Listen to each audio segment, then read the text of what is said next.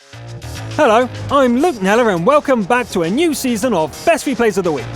In this episode, we have an IS-3 from Sparta, the most dangerous of baguettes, and a sniper with perfect aim. Let's rock and roll!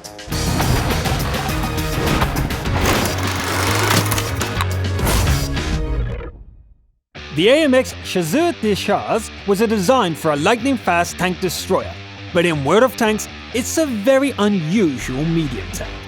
Its speed and fast-aiming gun make it well-suited for the support role, as the EU's region's Havoc 199 will now demonstrate on mines. The battle starts and the CDC leaps forward.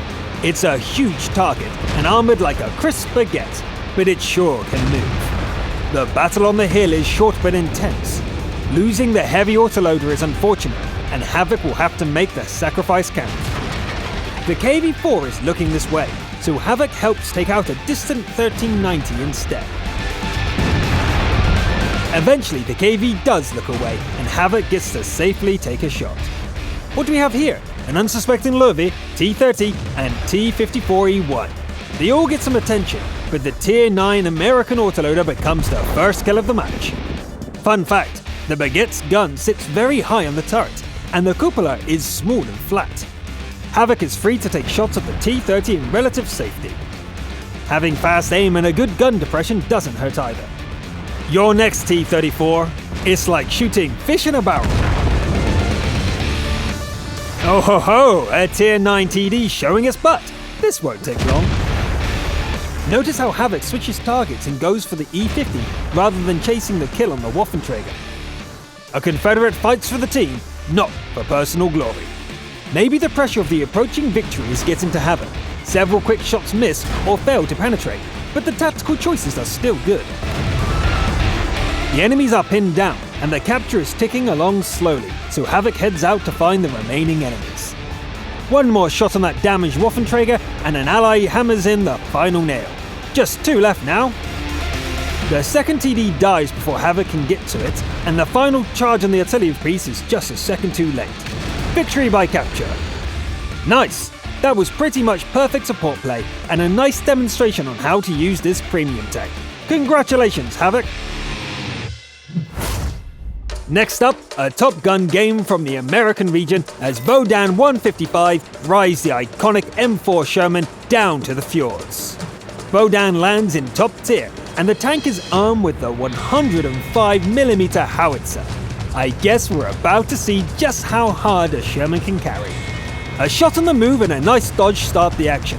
A brief swim later, the Little Marder 2 opens the kill tally. Wodan gets into position and starts lobbing shells. The first target gets away, but the next 4 kills happen like clockwork.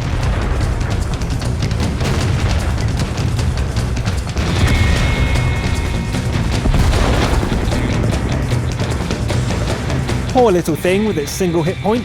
It's a kindness, really. 6 enemies down, but the allies are dropping like flies. Only the Arty has actually managed a kill. Wodan doesn't seem too concerned though, and calmly picks off the 7th victim. The last ally dies and the game is 1 against 7. A heat round punches through the side of the KV-1S, but it's not enough to finish it off. A second shot takes care of that, but the enemy Arty has time to land a shot as well. Heavily outnumbered and under a constant Arty threat, Wodan needs to be very careful. Another heat round is just the thing for taking out the rival Sherman.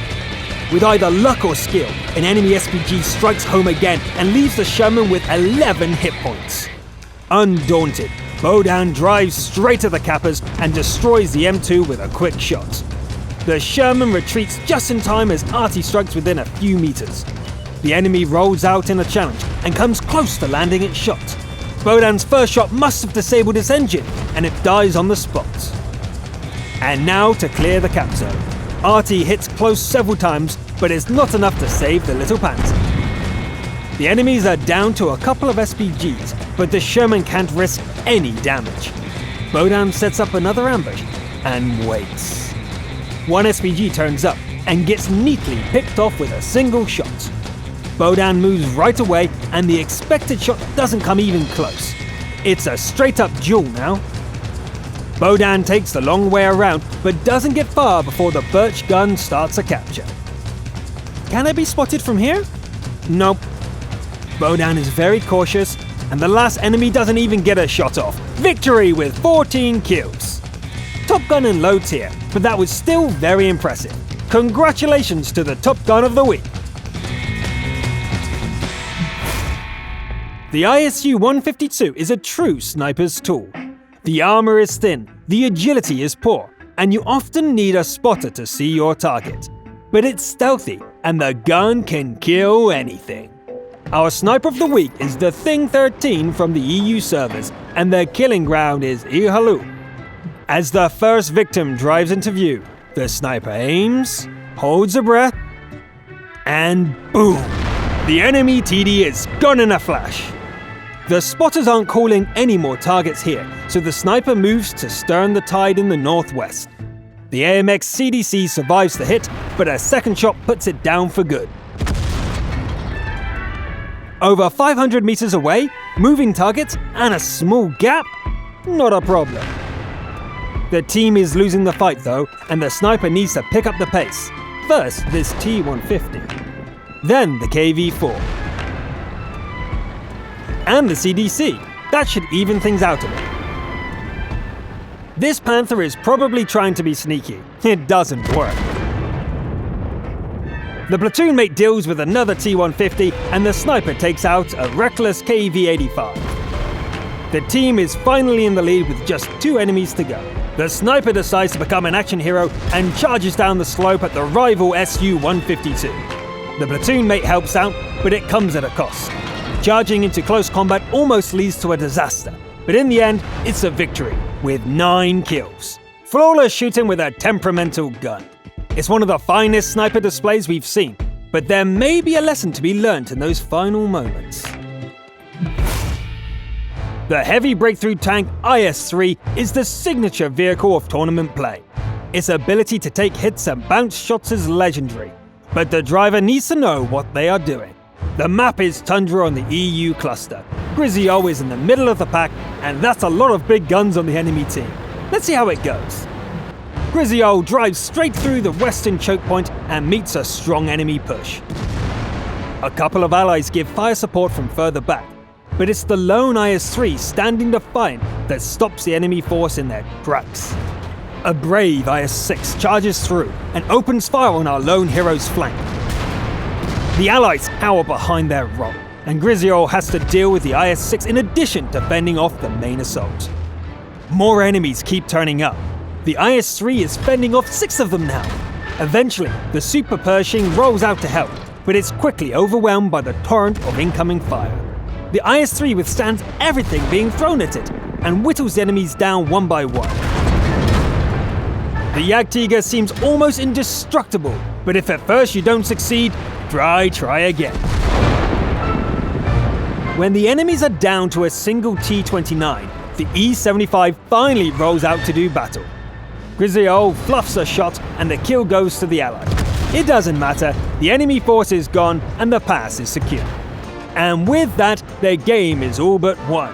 The enemies are down to a single TD, which is hunted down and destroyed. Victory to the indestructible IS-3. That was some great defensive play from Grizio. Congratulations, Steel Wall of the Week. Our last replay features a KV-2 with the 152mm howitzer, the infamous Dirt Gun. Sanhoek from the EU region takes the old bunker buster to Westfield and lands in a Tier 8 battle. The enemy lineup looks intimidating, with a lot of Tier 8s. It makes you wonder how much an old KV-2 can do in a fight like this. If you guys could move a little... Thank you. You can have the second shot. This one looks soft, but the shot doesn't penetrate. Let's try again. Now that's more like it. Now the IS-3. This bunch of enemies are done, so Sanhoek heads back to defend the base. There's the Kappa.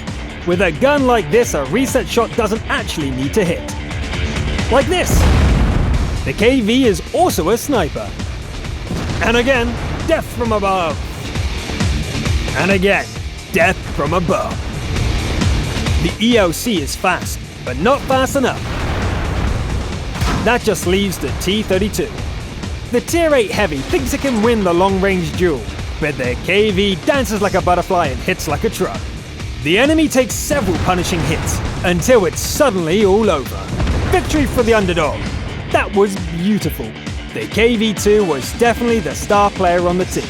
Congratulations on your crucial contribution, Senhoek.